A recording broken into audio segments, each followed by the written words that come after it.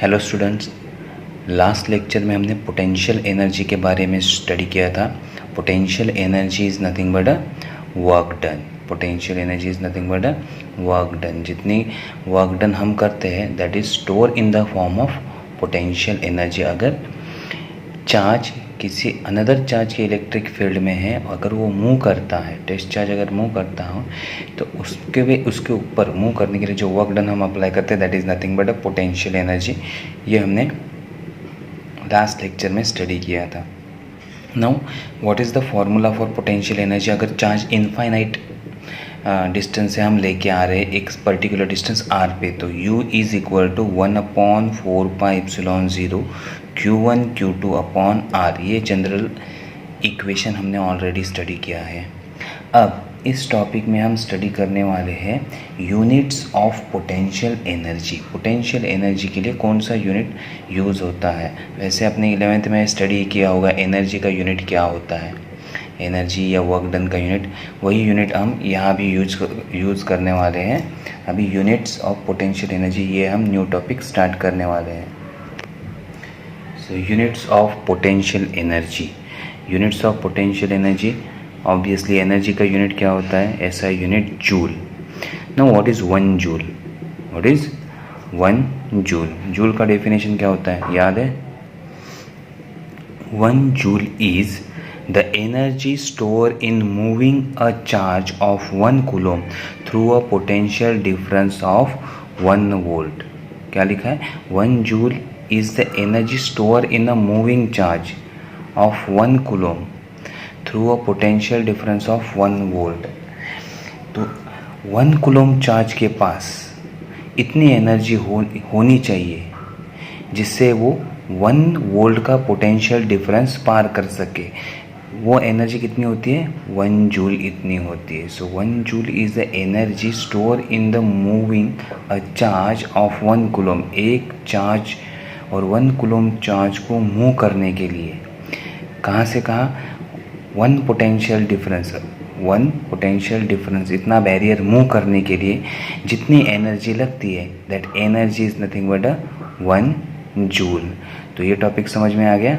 So simply joule की definition already हमने कई बार पढ़ी है। 9th में पढ़ी होगी, 10th में पढ़ी होगी, या फिर 11th में भी एक बार रिपीट किया है ये। अब ये हो गया जूल के बारे में। अब अनदर भी यूनिट यूज़ होता है पोटेंशियल एनर्जी के लिए, वो भी हम देखते हैं कि कौन सा यूनिट है वो। Other unit electron volt. कौन सा यूज़ होता है, इलेक्ट्रॉन वोल्ट। ये भी शायद 11th में हुआ है, याद करो। So what is electron volt. Okay, electron and volt. So क्या होता है इलेक्ट्रॉन वोल्ट, वो भी हम स्टडी कर लेते हैं। Other unit electron volt. Electron volt is a change in a kinetic energy of electron while crossing 2 points maintained at a potential difference of 1 volt। potential difference of 1 volt। Suppose ये हमारे 2 point है, इन दोनों में potential difference कितना है या voltage कितना है, 1 वोल्ट। कितना है, 1 volt. Point A point B. अब क्या डेफिनेशन कहता है, electron volt is a change in a kinetic energy of electron while crossing the 2 points. So अब यहाँ से चार्ज आ रहा है मोशन करते हुए, चार्ज क्या आ रहा है, मोशन करते करते। जैसे जैसे ये आगे चलता जाएगा इसकी काइनेटिक एनर्जी क्या होती जाएगी, चेंज होती जाएगी। May be increase, may be decrease. इसके अगर ये मूव कर रहा है विद सर्टन वेलोसिटी, इसके पास कौन सी एनर्जी होगी, काइनेटिक एनर्जी, 12mv²। तो जैसे जैसे ये आगे जाएगा इसकी वेलोसिटी कम होगी या फिर ज़्यादा होगी। ओके, अगर यहाँ पॉजिटिव चार्ज है तो ये रिपेल करेगा, तो इसकी वेलोसिटी क्या होगी, कम होती जाएगी। तो इसकी काइनेटिक एनर्जी क्या होगी, डिक्रीज होगी। So is the change in a kinetic energy. तो इंक्रीज हो रही है या डिक्रीज हो रही है, जो भी हो रहा है। So it is change in a kinetic energy of electron while crossing 2 points. While crossing 2 points, जब वो 2 पॉइंट क्रॉस करता है, इनमें पोटेंशियल डिफरेंस कितना होना चाहिए, 1 वोल्ट। तो ऐसे यूनिट को हम क्या कहते हैं, 1 इलेक्ट्रॉन वोल्ट। ऐसे यूनिट को हम क्या कहते हैं, 1 electron volt. Know what is relation between 1 electron volt and joule? Joule और 1 इलेक्ट्रॉन वोल्ट में रिलेशन क्या है? अगर ये दो यूनिट सिर्फ पोटेंशियल एनर्जी के लिए ही यूज़ होते हैं, क्योंकि पोटेंशियल एनर्जी का एक यूनिट हमने स्टडी किया जूल है, दूसरा हमने इलेक्ट्रॉन वोल्ट, तो इन दोनों में रिलेशन क्या है? अब हम रिलेशन फाइंड कर लेते हैं इन दोनों में क्या रिलेशन है। So 1 electron volt is equal to 1.6 into 10⁻⁻19 joule. बहुत ही आईएमपी कन्वर्जन है, 1 electron volt is equal to 1.6 into 10⁻⁻19 joule. बहुत से प्रॉब्लम में ये कन्वर्जन यूज़ होता है। जब आप न्यूमेरिकल सॉल्व करोगे बहुत से जगह ये पूछा जाएगा, आपको बहुत से जगह 1 इलेक्ट्रॉन वोल्ट यूनिट दिया जाएगा और पूछा जाएगा आंसर जूल में फाइंड आउट करो। सो जब आपको इलेक्ट्रॉन वोल्ट दिया है उसको कन्वर्ट करना है आपको। सो रिलेशन क्या है? 1 electron volt is equal to 1.6 into 10⁻⁻19 joule. अगर आपको जूल कहा है और उसको कन्वर्ट करो इलेक्ट्रॉन वोल्ट में, तो कैसे कन्वर्ट करोगे? Simply 1 joule is equal to 1 divided by 1.6 into 10⁻⁻19 joule.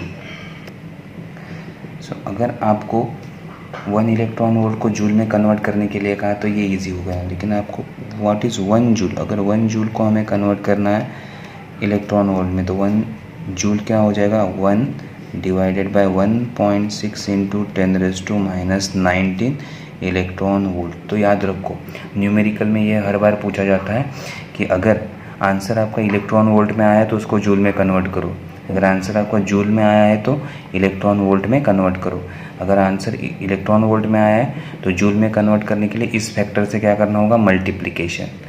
अगर आपका आंसर जूल में आया है और इलेक्ट्रॉन वोल्ट में चाहिए तो उस आंसर को हमें क्या करना होगा? डिवाइड करना होगा किससे? 1.6 इंटू 10⁻⁻19 से। तो ये हमेशा याद रखना है, न्यूमेरिकल के लिए इम्पॉर्टेंट कन्वर्जन है। नेक्स्ट स्मॉलर यूनिट और अदर यूनिट। इलेक्ट्रॉन वोल्ट का स्मॉलर, अगर इलेक्ट्रॉन वोल्ट अगर बड़ी क्वांटिटी उसके स्मॉलर क्वांटिटी अगर हमें यूज़ करनी है या उससे बड़ी वाली क्वांटिटी यूज़ करनी है तो कौन से यूनिट्स यूज़ करने होंगे वो हम देख रहे हैं, अदर रिलेटेड यूनिट्स। तो फर्स्ट यूनिट है 1 milli electron volt. 1 milli electron volt. अब देखो इलेक्ट्रॉन वोल्ट, 1 इलेक्ट्रॉन वोल्ट का वैल्यू कितना होता है? 1.6 इंटू 10⁻⁻19, 1.6 इंटू 10⁻⁻9। और मिली का मतलब क्या होता है? मिली मीन्स 10⁻⁻3, मिली मीन्स 10⁻⁻3। तो ये क्या हो जाएगा? 1.6 इंटू 10⁻⁻19 इंटू 10⁻⁻3 जूल। अब देखो 10⁻⁻19 एंड 10⁻⁻3 दोनों का क्या होगा? अब 10 तो बेस कॉमन, -19 -3 तो क्या हो जाएगा? -22। So 1 milli electron volt is equal to 1.6 into 10⁻22 joule. ये हो गया एक कन्वर्जन। नेक्स्ट थोड़ा बड़ा unit 1 kilo electron volt. 1 kilo electron volt, kilo का मीनिंग तो सबको पता है। सो इलेक्ट्रॉन वोल्ट का meaning 1.6 into 10⁻⁻19। Kilo means 1000, kilo means 1000। तो 1000 को मैं कैसे लिखता हूँ? 10⁻3। सो 1.6 इंटू 10⁻⁻19 इलेक्ट्रॉन वोल्ट का वैल्यू और किलो का वैल्यू 10⁻3 जूल। अब इन दोनों को 10⁻⁻19 प्लस 3 कितना हो जाएगा? 10⁻⁻16। So 1 kilo electron volt, 1 kilo electron volt is equal to 1.6 into 10⁻16 joule. कितना आया? Is 1 kilo electron volt is equal to 1.6 into 10⁻16 joule. तो ये इनका कन्वर्जन है। अगर इलेक्ट्रॉन वोल्ट होगा तो 10⁻⁻19 जूल, ये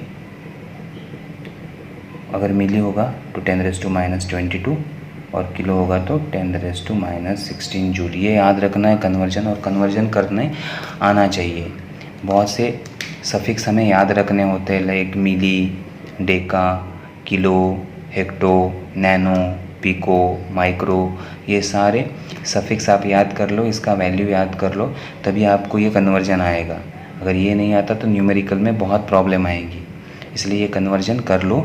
सो यूनिट ऑफ पोटेंशियल एनर्जी, यहाँ पे हमारा पोटेंशियल एनर्जी वाला जो इक्वेशन था और उसके यूनिट थे वो ख़त्म हो जाते हैं। इसके बाद हम पोटेंशियल, इलेक्ट्रिक पोटेंशियल के बारे में स्टडी करेंगे नेक्स्ट लेक्चर में। तो अब पोटेंशियल एनर्जी का पूरा टॉपिक ख़त्म हो गया। तो इसमें हमने क्या सीखा, पहले तो introduction what is potential energy, then potential energy का डेरिवेशन हमने डिराइव किया, उसके बाद पोटेंशियल एनर्जी का हमने यूनिट फाइंड आउट किया। पोटेंशियल एनर्जी का क्या फाइंड किया, यूनिट फाइंड किया। तो यहाँ हमारा पोटेंशियल एनर्जी का टॉपिक ख़त्म होता है। इसके बाद हम स्टडी करेंगे electric potential, electric potential, energy नहीं, सिर्फ इलेक्ट्रिक पोटेंशियल, ये हम नेक्स्ट लेक्चर में स्टडी करेंगे। तो अभी पोटेंशियल एनर्जी का टॉपिक हमारा फिनिश हो जाएगा। Okay, thank you. Next lecture हम स्टार्ट करेंगे इलेक्ट्रिक पोटेंशियल।